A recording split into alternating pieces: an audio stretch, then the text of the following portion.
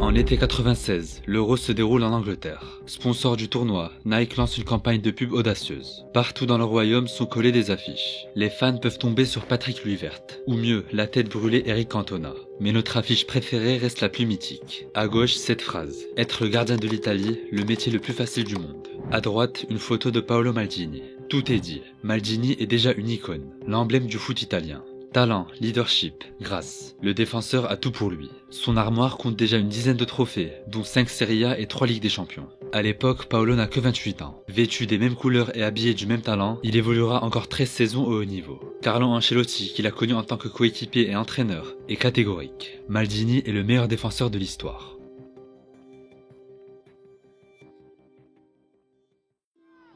Figure héroïque du football italien et de la ville de Milan, Cesare Maldini est mort dans la nuit de samedi à dimanche. L'ex-joueur de l'AC Milan et entraîneur de la sélection Azzurri s'est éteint à 84 ans. Dans le foot, le déterminisme familial trouve son meilleur exemple chez les Maldini. Lors des 70 dernières années du Milan AC, le club n'en a connu que 5 sans un membre de cette dynastie dans ses rangs. Quand il s'éteint en 2016, beaucoup découvrent qu'avant Paolo, il y avait son père. È lui che mi ha portato in nazionale, è lui che mi ha insegnato tanto. È un grande allenatore, un grande persona, un grande papà per tutti. Mi dispiace purtroppo.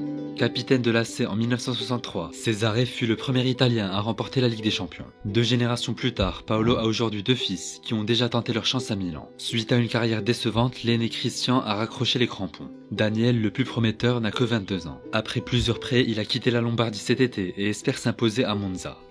Être le fils d'une légende ne garantit pas de se frayer un chemin dans le cœur des rossoneri. Et pourtant, Paolo a su s'y faire une place à part.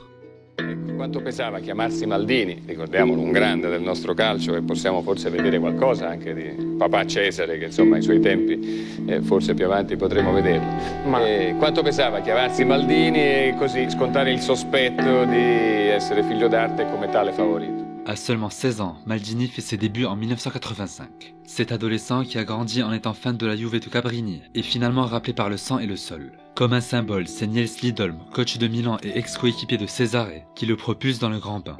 Après ce baptême du feu, Paolo enchaîne. En 87, il inscrit son premier but. Berlusconi est conquis et offre une montre au prodige de la Primavera. Les années passent. Maldini profite de l'expérience de Baresi à sa droite et s'impose en latéral gauche. En 1988, Paolo décroche son premier titre, la Serie A.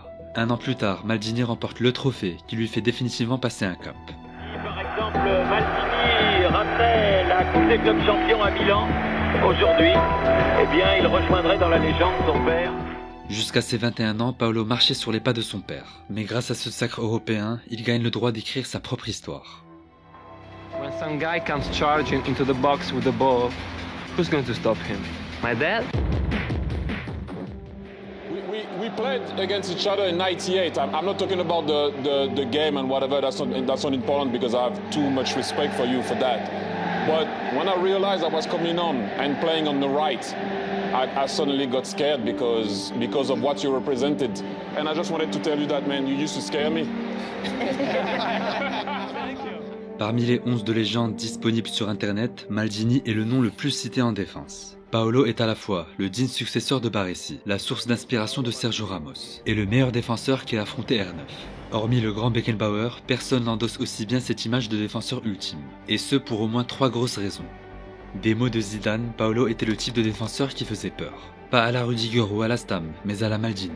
Sa qualité numéro 1, la lecture du jeu. Rapide et assez grand, Maldini donnait l'impression de défendre autrement qu'avec ses qualités athlétiques. Avec le temps, sa phrase « si je tacle, c'est que j'ai déjà fait une erreur » devient d'ailleurs mythique. Selon Ronaldinho, Paolo avait la qualité technique d'un milieu de classe mondiale. Un calme balle au pied qu'il doit à ses débuts en tant qu'attaquant à la Primavera. En plus de 1000 matchs, il aura été décisif près de 80 fois. C'est par exemple 6 fois de plus que Nesta et autant que Cafu. Qui plus est, Maldini est droitier de base. Mais à force de jouer latéral gauche, il est devenu ambidextre. Résultat, il a excellé aux 4 postes de la ligne défensive, pour le plus grand bonheur de ses coachs. Durant ces dernières années, sa perte de vitesse l'a souvent repositionné sur l'axe central, ce qui ne l'empêche pas d'atteindre son meilleur niveau entre 2002 et 2007. Paolo Maldini, you can see he managed to play like 24 years, in a top club, AC Milan, never substitute, almost never injured, because also he built up, the professionalism. Sur ces extraits, Maldini s'approche de la quarantaine, mais écœure les attaquants de la nouvelle génération. 3e du Ballon d'Or à 25 plus 34 ans. Meilleur défenseur européen de l'année à 39, il donne l'étrange impression d'avoir vécu 2 carrières en une. En 1988, Maldini est l'un des protagonistes de la victoire décisive pour le titre, face au Napoli de Maradona. 20 ans plus tard, il soulève la dernière Ligue des Champions en date du Milan AC. Symbole de cette double casquette, son but à Istanbul un soir de mai 2005, à la fois le plus rapide de l'histoire des finales de LDC et inscrit par le joueur le plus âgé. 52 secondes et sur le premier coup de pied arrêté, le coup franc frappé par... D'ailleurs, en regardant en arrière, beaucoup s'arrêtent trop longtemps sur le miracle d'Istanbul. Mais Paolo le répète souvent. En tout, il a joué 8 finales de Ligue des Champions et en a perdu 3. Après cette défaite cuisante, Maldini relativise et félicite ses coéquipiers. Certains tifosi n'apprécient pas le sang-froid du capitaine, qui fait partie de sa personnalité. Una è di Sivori, Omar Sivori, che ha detto è l'unico campione italiano vero dopo Baresi. Però... Dice che ha esagerato? Un po' esagerato, sì. Ce ne sono tanti di campioni.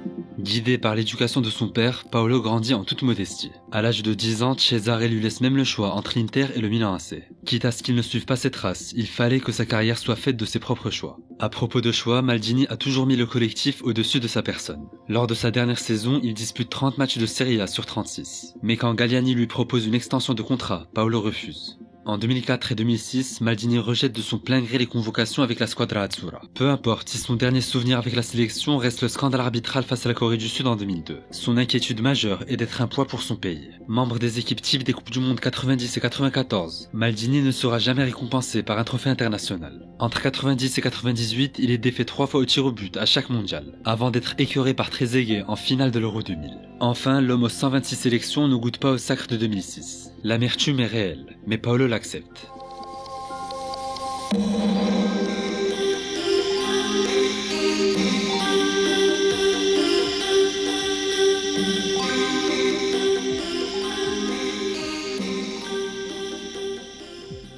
Sur le terrain, Maldini était un monstre sacré, qui a rarement trahi l'homme qu'il était. Mais disons les termes, l'aura de Paolo était aussi due à son élégance. En 94, pendant un entraînement de la Squadra Azzurra, Giorgio Armani est présent sur place. Un journaliste lui demande alors quel joueur il n'hésiterait pas à engager en tant que mannequin. Devinez qui il a choisi. En 2003, Paolo lance sa marque de vêtements avec son ami Vieri, mais rien à voir avec les ambitions d'Armani ou la trajectoire de David Beckham. Il Capitano est de nature réservée et n'aime pas se montrer. En évoquant sa personnalité, et c'est rare, Maldini se compare à sa ville de cœur. Franco Baresi, questo è il momento che emoziona sicuramente tutti quanti.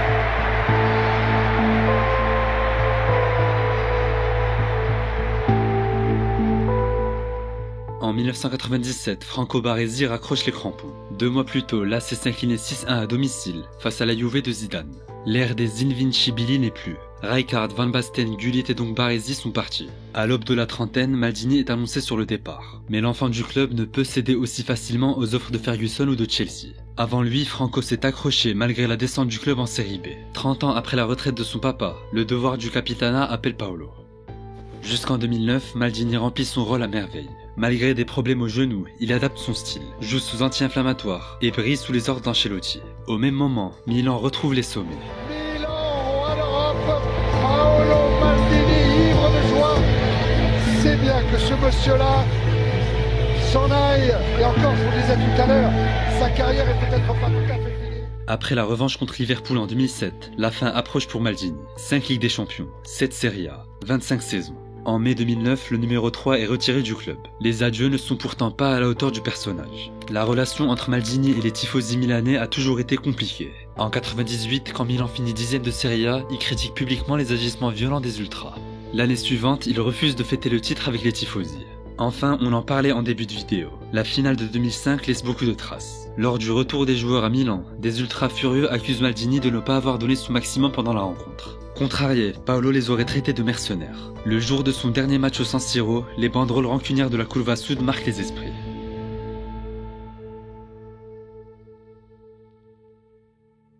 The greatest Italian football player of all time is... I put a bit of salsa in Italian with it, sorry. It's all coming back. It's an impossible question to answer, to be honest. I'm going to say Maldini, because... What's yours, Thierry?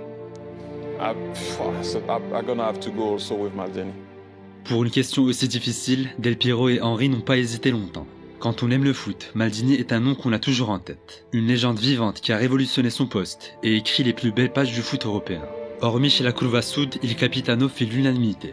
En 2009, lors de son dernier derby milanais, les supporters interistes le félicitent pour sa carrière. En 2016, Paolo reçoit le One Club Award à Salmames. Il est vrai que les vidéos de défenseurs se font rares sur la chaîne. Sans doute parce que les buts captivent toujours plus l'attention. Peut-être aussi que la meilleure défense, c'est l'attaque. Mais une chose est sûre, le meilleur défenseur, c'est Maldini.